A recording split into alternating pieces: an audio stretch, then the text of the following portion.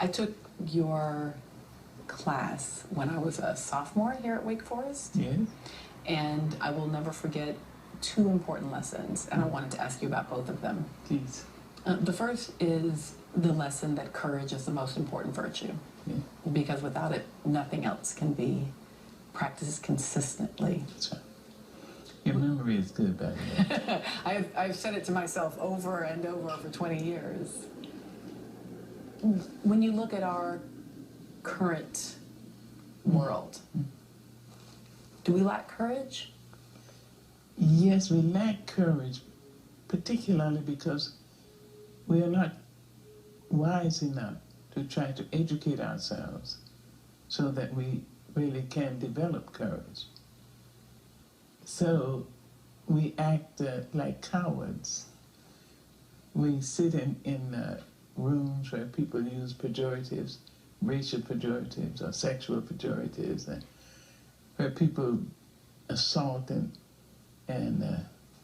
beleaguer other people, Mexican or Arab or Jewish.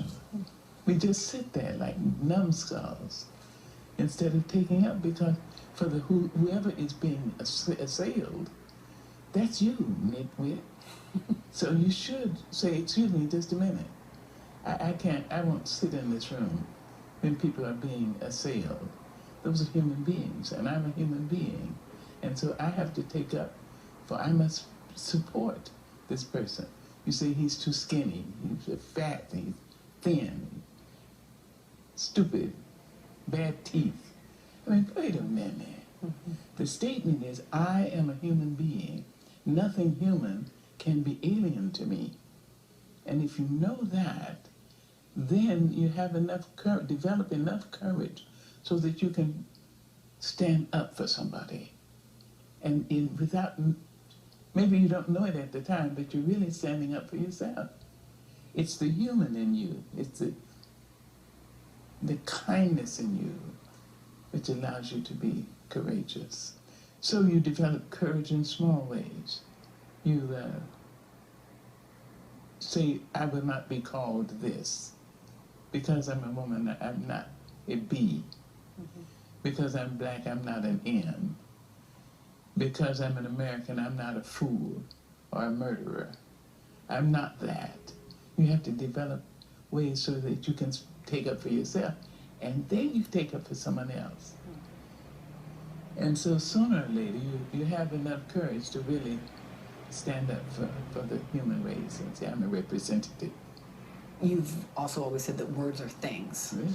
When I look at our current political environment, I see a lack of courage. I see us turning our opponents into enemies, non-human people, and I see us using our words as weapons. Is there some lesson for our political world that we can gain?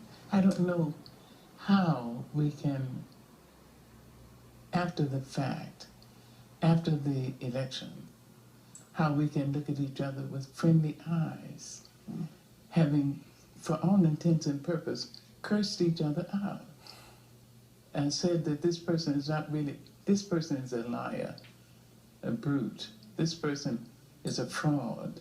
And then the elections will take place, and then we have to work together in the House of Representatives or in the Senate or in the supermarket. I think it's fair and proper to explain your point of view and what you hope to achieve.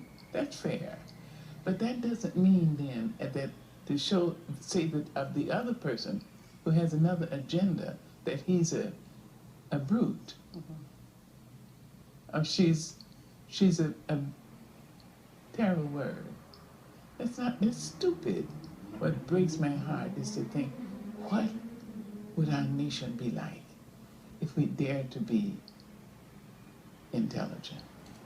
If we dared to allow our intelligence to dictate our movements, our actions. Can you imagine? A lot of times in politics, we hear about the idea of the big tent. And the first actual big tent I ever experienced was at your home, at Thanksgiving. Yeah.